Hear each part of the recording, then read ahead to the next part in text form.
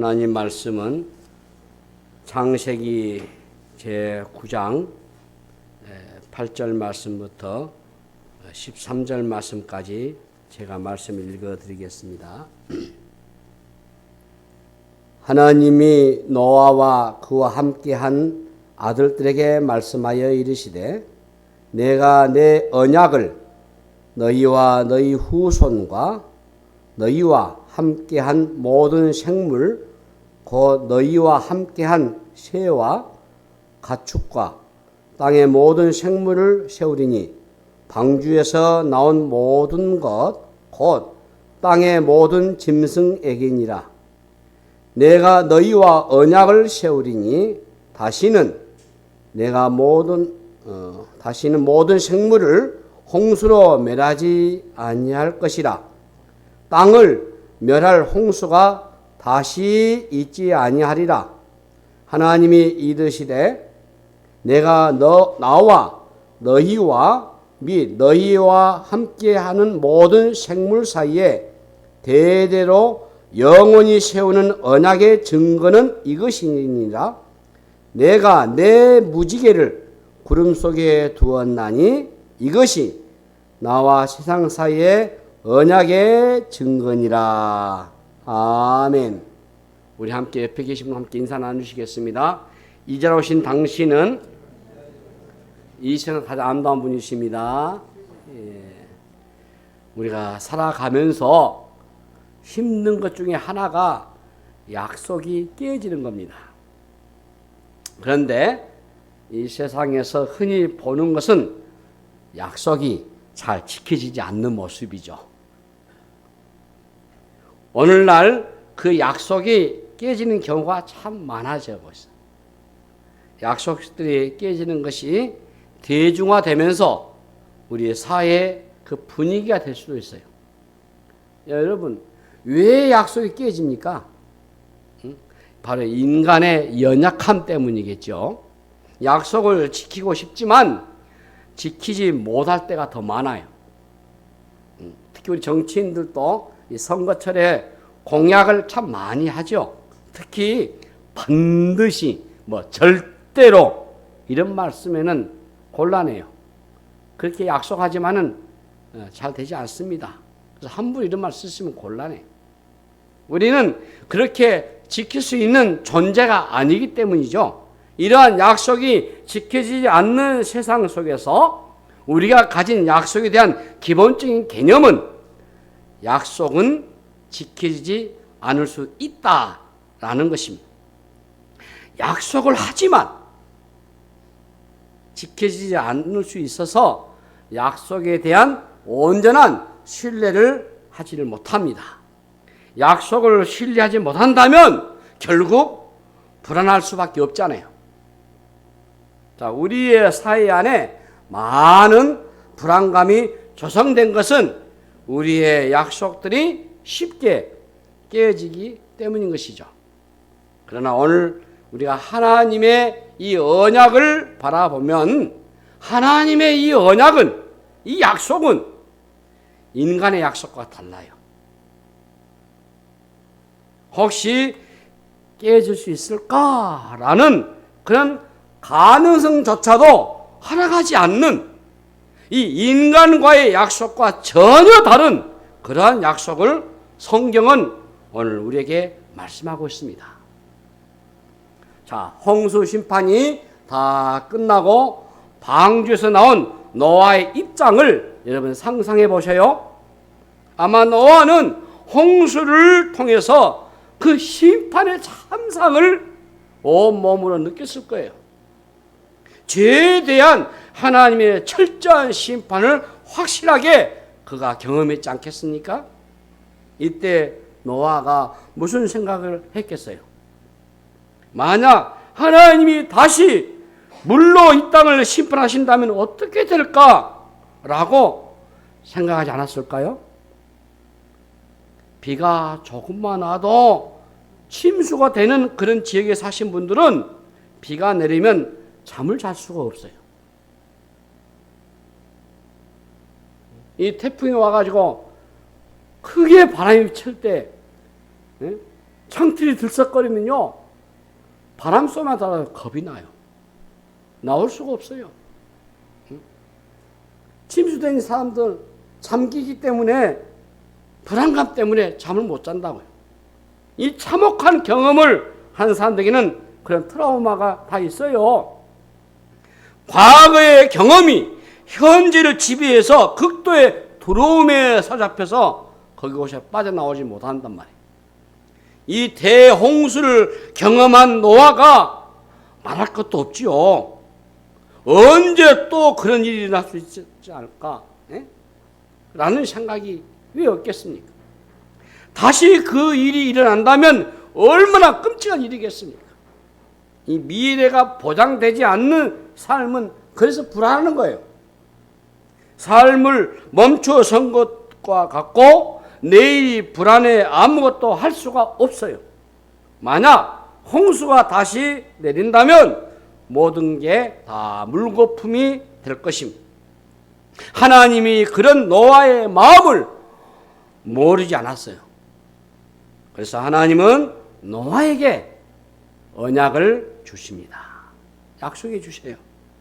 1차적인 언약은 홍수 이전에 주셨는데, 창세기 6장 18절 보시면, 그러나 너와는 내가 내 언약을 세우리니 너는 내 아들들과 내 아내와 내 며느리들과 함께 그 방주로 들어가고, 이렇게 말씀하고 있어요. 이 성경에서 이 언약이라는 단어가 처음 나오는 이 구절이 오늘 본문이에요. 창세기 6장 18절에 언약이 나오죠. 이 언약을 히브리어로 베리트 이렇게 말씀합니다. 이 언약이라는 단어가 매우 중요한 단어입니다. 그래서 우리 신학도 언약신학, 계약신학, 약속신학 이렇게 맞쓴다고요. 언약, 약속.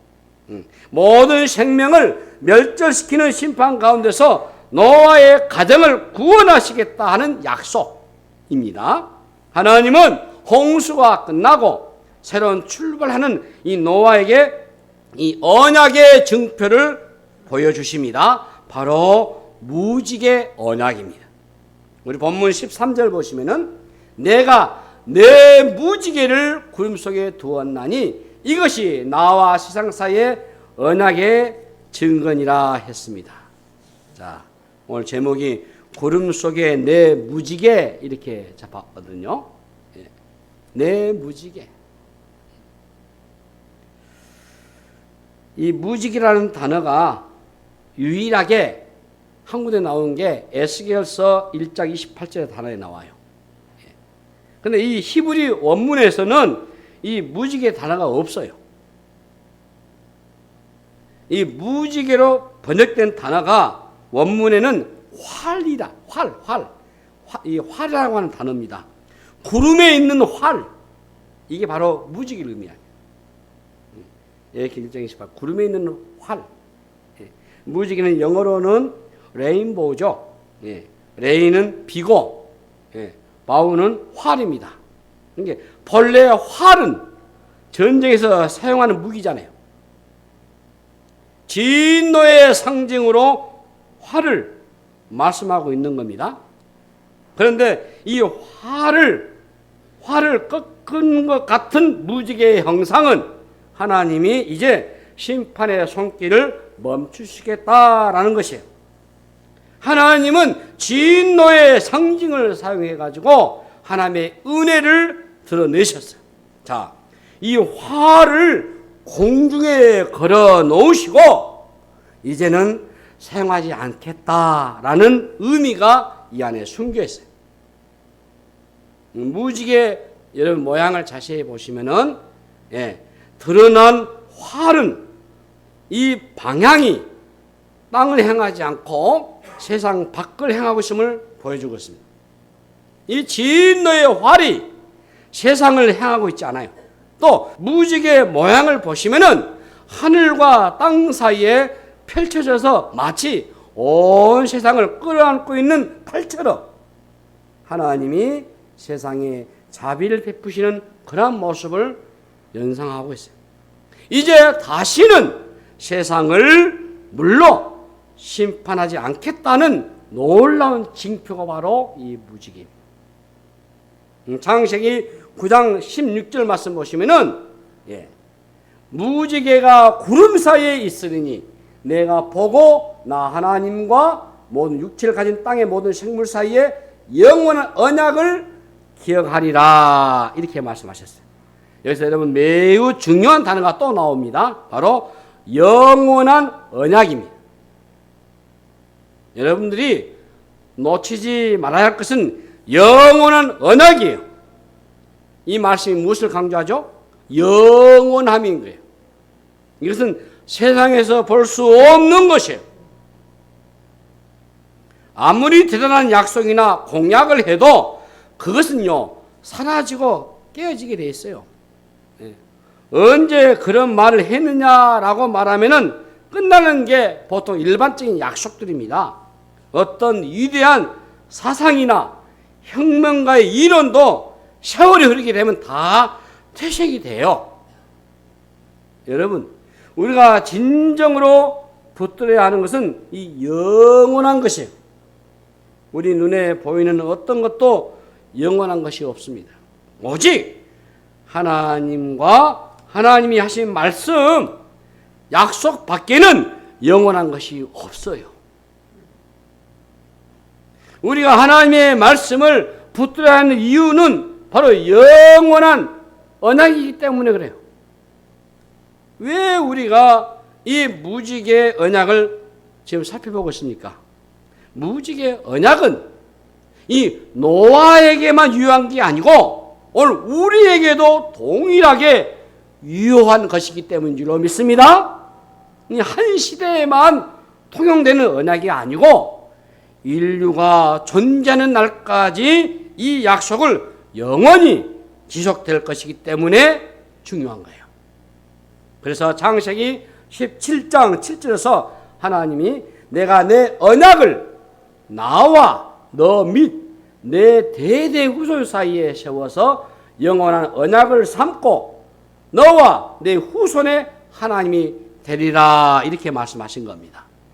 오늘 우리가 믿고 붙드는 이 신앙의 핵심이 바로 한때 어느 한 시점까지만 유효한 약속이 아니고 바로 영원한 언약인 줄로 믿으시기 바랍니다. 하나님의 언약은요 특징이 있어요.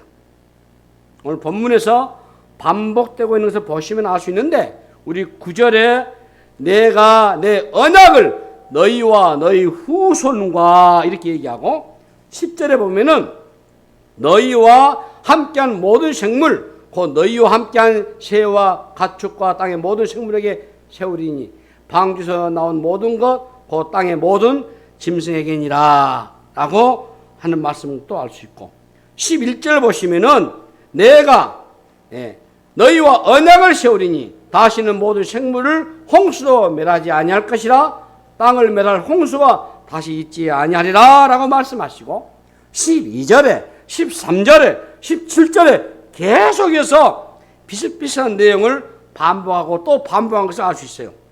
하나님이 왜 이렇게 비슷비슷한 이 얘기를 계속 하실까? 하나님이 언약을 얼마나 성실하게 시행할 것인가에 대해서 조금도 의심하지 않도록 강조하시는 거예요. 우리가 또 주목해야 할 것은 하나님이 내 언약이라 이 표현을 쓰고 있어요. 이 소유 대명사와 함께 사용되는 나의 언약이라 라는 이 의미가 뭐겠습니까? 하나님이 내 언약이라고 강조한 이유는 그 약속을 당신이 책임지고 이루시겠다라는 뜻이란 말이에요. 하나님이 스스로 자신의 언약에 속박을 당하고자 하신 거예요. 하나님은 자신이 정한 그 약속에 자신이 스스로 묶여서 반드시 지킬 수밖에 없는 상황 가운데로 내어 모셨어요. 여기에서 하나님이 약속을 지키실 강력한 의지와 열심과 힘을 다해 지킬 것이라는 의지가 이 안에 담겨 있습니다. 사실 하나님은 언약을 맺지 않으셔도 되는데도 불구하고 우리와 언약을 맺으신 것입니다. 세상에서 약속이나 계약을 할 때 양자 간에 철저한 계산하에 이게 이루어져요. 자, 예를 들어서 삼성그룹이 우리 동네 구멍가게와 계약을 맺을 이유가 없는 것과 같습니다. 그렇게 제한하지도 않고 제한할 이유도 없어요. 하나님과 인간관계가 그거 이상의 관계다 그 말이에요. 어떤 언약을 맺지 않아도 창조 하나님에게 전혀 불편함이 없고 손해될 일이 없어요. 그런데 왜 하나님은 그토록 강력하게 언약을 맺으시고 스스로 그 언약에 얽어매시기를 하시는 것일까? 설명할 수 없는 우리 하나님의 은혜인 줄로 믿습니다. 우리가 하나님 앞에 무릎을 꿇게 되는 것은 이 하나님의 설명할 수 없는 은혜를 깨달았기 때문에 그래요. 제가 지난주에 한 분을 상담하면서 그런 얘기를 했습니다. 제가 이 칼빈의 5대 강령에 대해서 상담하면서 인간은 전적 타락했다. 근데 하나님이 무조건 선택했다. 그 선택에 대해서 제가 설명하면서 그 말 했어요. 선택할 이유가 없어요. 우리 칼빈의 사상 가운데 이 선택 교리 보면은 선택과 유기가 있잖아요. 유기는 선택하지 않는 걸 말합니다. 버린 걸 말합니다. 하나님이 예정과 섭리 속에 너는 내 것이라 라고 하나님이 우리를 선택하셔서 이 칼빈의 강의에 보면은 우리는 궁극적으로 구원을 받지 않습니까? 끝내는 견인되잖아요. 성령의 불광적 은혜로 우리는 믿지 않을 수가 없어요, 여러분. 쭉 제가 설명하면서 그러니까 은혜다. 하나님 왜 나를 버렸습니까? 나를 왜 나를 선택하지 않았습니까? 왜 나는 유기된답니까? 라고 항의할 수가 없어요. 그뿐인 줄 아세요, 여러분? 이 제한적인 속죄가 예수님이 십자가에 피 흘려 죽으시고 우리를 구원하신 이 구원의 은혜와 능력이요. 지금 현재 이 지상에 한 80억 있다 합시다. 지금까지 수천억 있다 합시다. 다 구원하고도 남음이 있어요. 그럼에도 불구하고 하나님이 믿는 자에게 주시는 이 속죄의 은혜가 그래서 은혜가 된 거예요. 나 같은 것을 하나님이 버러지 갖고 말은 막대기 많지도 못하고 훅 부르면 날아갈 수밖에 없는 그런 존재인 나 같은 것에게 왜 사랑인지 왜 은혜인지 알 수 없지만 날 택하신 거예요. 이게 은혜가 아니고 무엇이겠습니까? 내가 믿는 것 자체가 은혜고 내 입을 벌려서 이 하나님을 아버지라 부르고 예수님을 나의 왕이라고 나의 구주라고 고백하는 이 자체가 은혜인 줄로 믿습니다. 은혜를 경험할 때 설명할 수가 없는 감격이 우리에게 오지 않아요. 내가 구원받던 이 사실 하나만 생각해도 견딜 수가 없잖아요.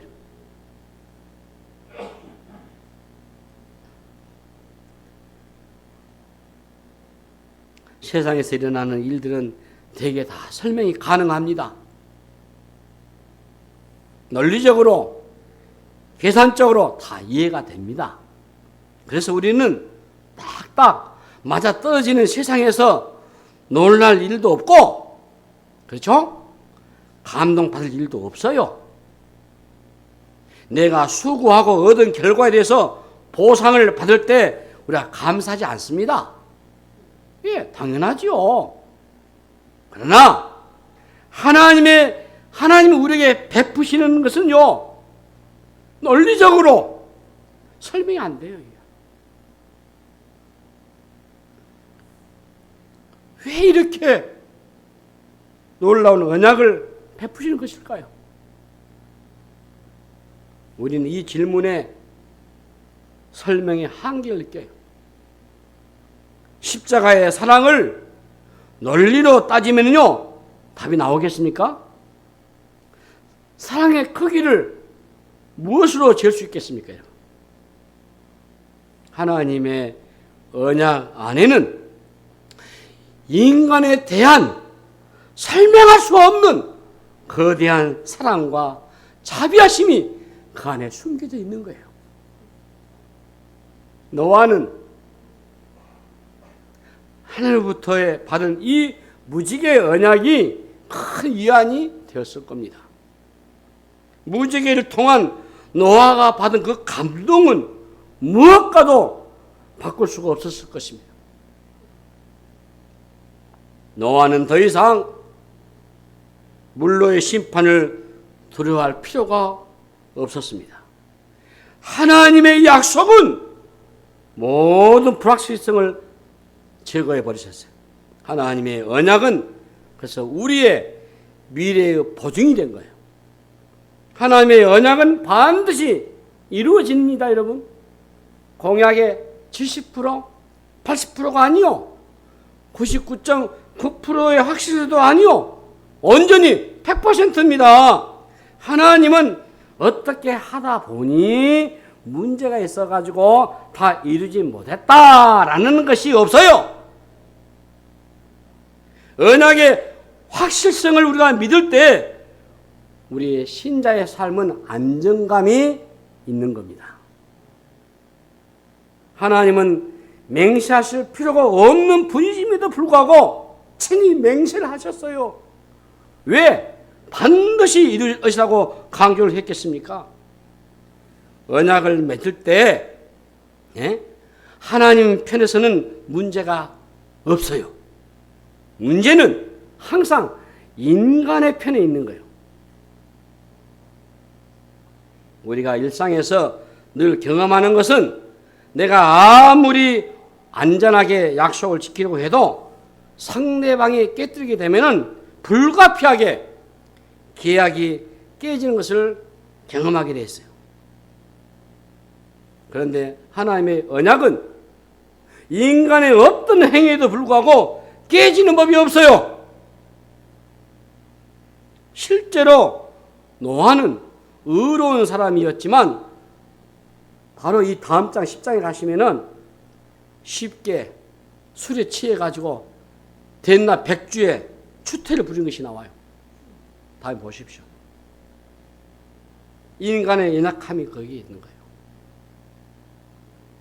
인간의 행위에 근거하면 인간의 삶의 미래는 없습니다.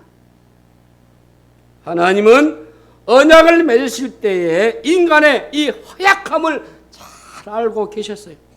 말씀을 보시면은 홍수 심판 이전이나 이후나 인간의 상태는 똑같은 것을 알 수 있어요. 성경을 보시면은 우리 인간의 상태를 정확히 알 수 있습니다. 인간의 상태의 변화에 소망의 근거를 둔다면은 우리는 절망할 수밖에 없어요. 인간의 역사는 늘 반복이 됩니다. 새로워지는 것 같이 보이겠지만은 아니죠. 여전히 그 인간입니다. 우리가 무엇을 간과하고 있습니까, 여러분?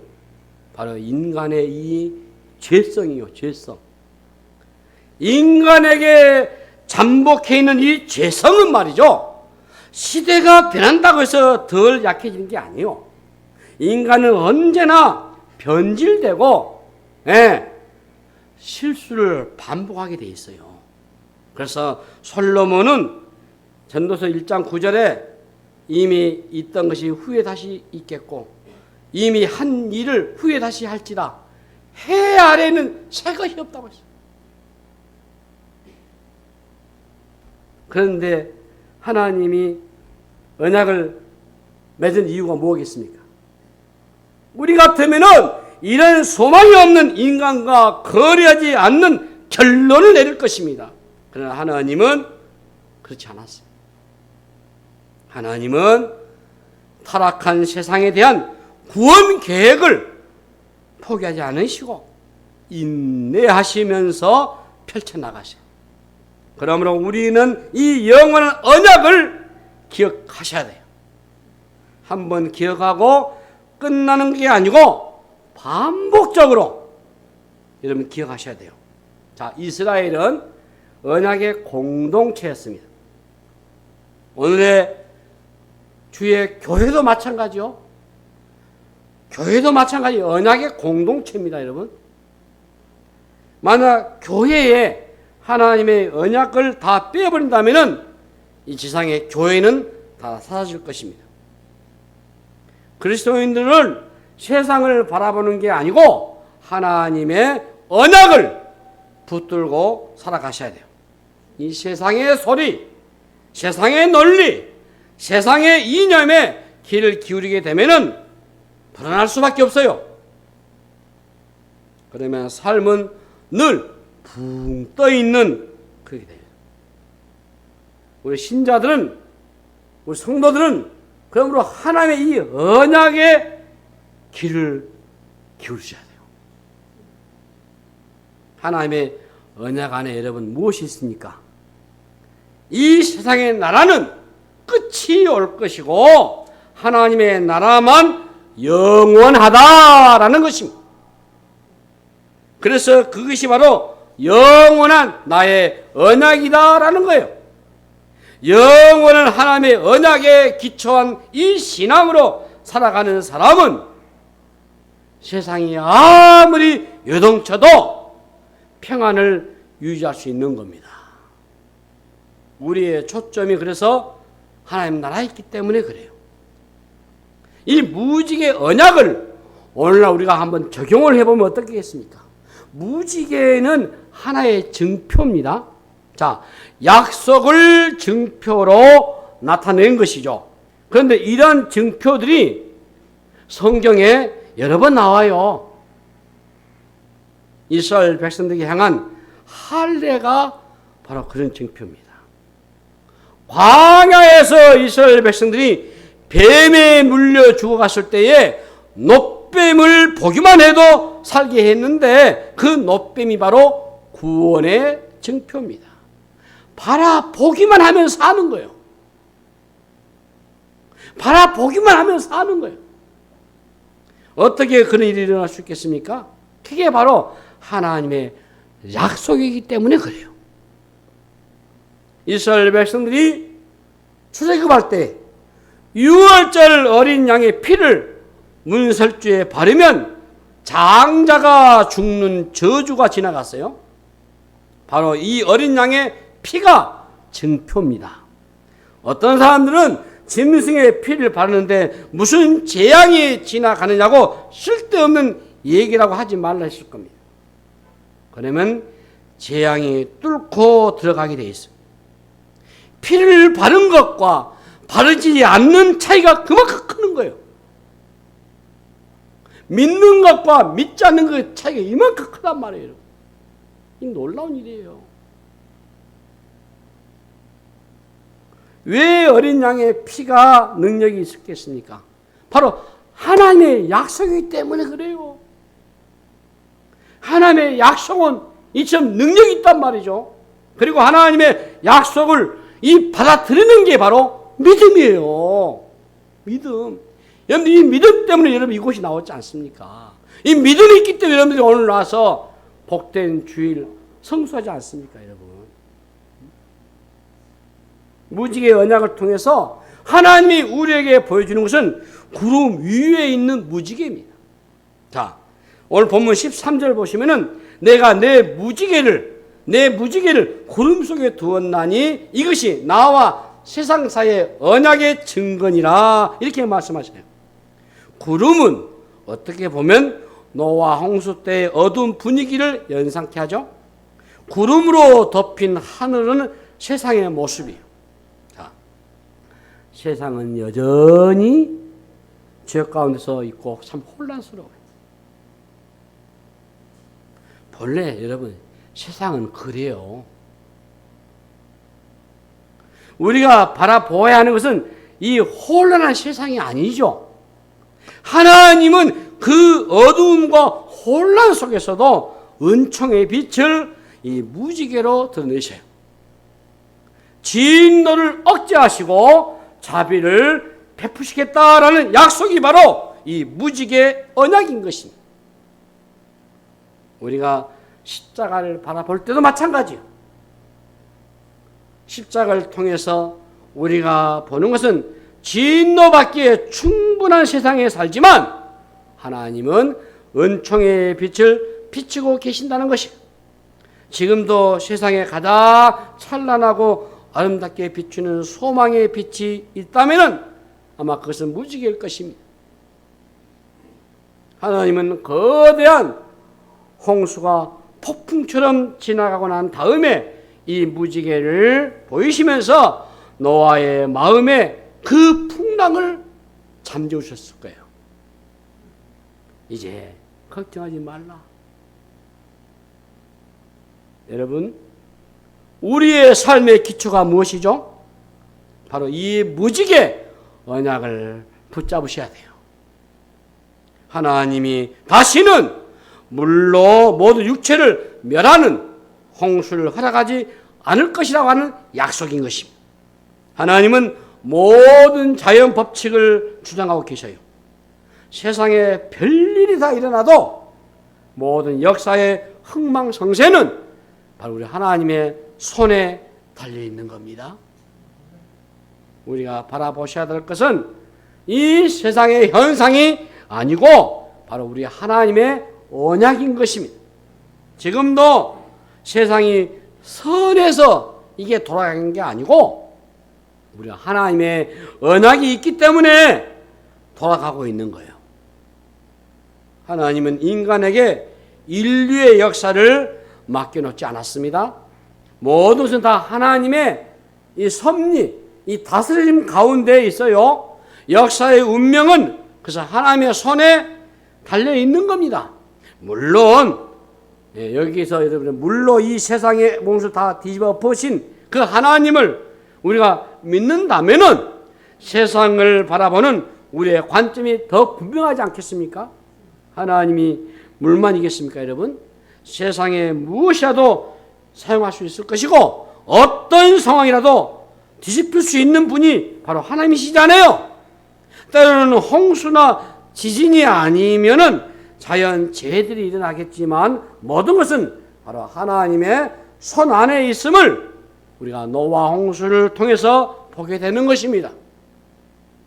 인간이 대단한 것이 보이겠지만은 하나님 앞에서는 바람 앞에 촛불과 같은 존재입니다. 하나님의 그 위험 앞에 세상은 질서를 가지고 지금 돌아가고 있는 거예요. 그런데 하나님은 무지개보다 더 강력한 증표를 오늘 우리에게 보여주셨습니다. 6월절 어린 양의 피가 곧 예수 그리스도의 십자가인 것이에요. 십자가는 하나님의 심판 가운데 구원을 드러내신 언약의 증표인 것이에요. 무지개의 언약은 물로 심판하시지 않겠다고 하는 언약이겠지만은 십자가의 언약은 그것보다 한 번 더 나가요. 심판하지 않는다는 정도가 아니고 우리를 영원히 구원의 길로 이끌어내시겠다 하는 것이에요. 우리를 죄와 사망의 권세에서 벗어날 뿐만 아니라 그리스도 안에서 풍성한 삶을 살도록 약속해 주신 것이 바로 이 십자가의 언약인 것이에요. 이전에 우리나라가 미신을 섬기고 전통 종교를 섬기고 살았을 때 보면은 늘 두려움이 있어요. 제가 초등학교 때, 중고등학교 다닐 때 하지만 저도 그것을 보고 경험했어요. 제사를 지내는 거 안 해도요, 조상이 노예가지고 벌하지 않을까 하는 두려움이 있어요. 저희 어머니가 처음 예수를 영접했을 때 이제 설을 맞이했어요. 이때 제사를 하냐 안 하냐 얼마나 큰 고민이 되겠습니까? 불안하죠.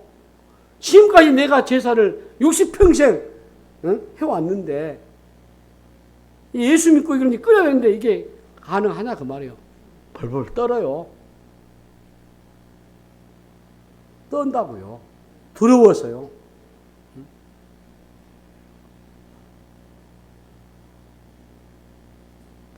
끝나고 나서 제사를 하지 않고 하는 말이 제가 물어봤어요. 저는 먼저 믿었기 때문에 왜 이렇게 불안하고 떠냐고. 너네 할머니가 나 잡아갔다.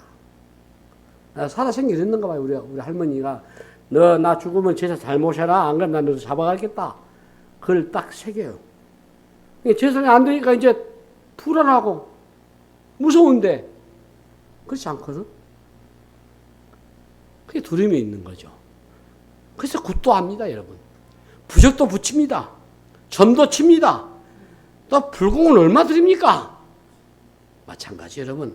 다 그 안에 두려움이 깔려 있어요. 하나님의 언약이 없는 인생은 언제나 불안하고 두려울 수밖에 없어요.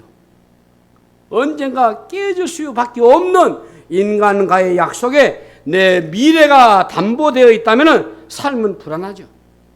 그런데 하나님이 우리에게 맺으신 이 언약은 아무도 깰 수가 없습니다, 여러분. 나의 허약함에도 불구하고 깰 수가 없는 거예요. 그래서 하나님은 내 언약이라고 이렇게 표현하고 있는 거예요. 이 언약이 보통 언약입니까? 영원한 언약이라고 말씀하지 않았습니까? 오늘 이 세상 안에 가득한 것은 두려움과 불안과 염려와 근심이죠. 인간은 스스로 불안정한 존재입니다. 여러분, 죄인이라는 말의 뜻이 무엇입니까? 언제라도 어떤 실수와 범죄로 자신의 인생을 무너뜨릴 수 있는 존재라는 뜻이거든요. 겉으로는 멀쩡해 보이는 사람이 어느 순간 나락으로 떨어지는 것은 수도 없이 보고 또 보지 않습니까? 그것이 남의 이야기가 일 수도 있고 내 이야기가 될 수도 있는 겁니다. 이 죄인의 삶이란 매 순간의 위기예요. 죄인에게 맡긴 인생에 미래는 없어요. 그런 면에서 우리의 삶이 우리 자신에게 근거해서 살아간다면 우리에게는 소망이 없죠. 그런 우리에게 십자가가 주어졌습니다. 십자가는 우리 하나님의 강력한 언약입니다. 십자가를 붙들면 여러분 삽니다. 십자가를 붙들기만 하면은 하나님이 우리를 버리지 않으셔요. 우리가 성찬식을 할 때마다 우리가 떡과 잔을 받지 않습니까? 그것은 하나의 단순한 행사가 아니고 언약의 재확인이에요. 예. 허접하고 연약한 나에 의해서 미래가 결정되지 않고 하나님의 손길에 붙잡혀진 인생이 되었다는 것 자체가 얼마나 여러분 든든하십니까?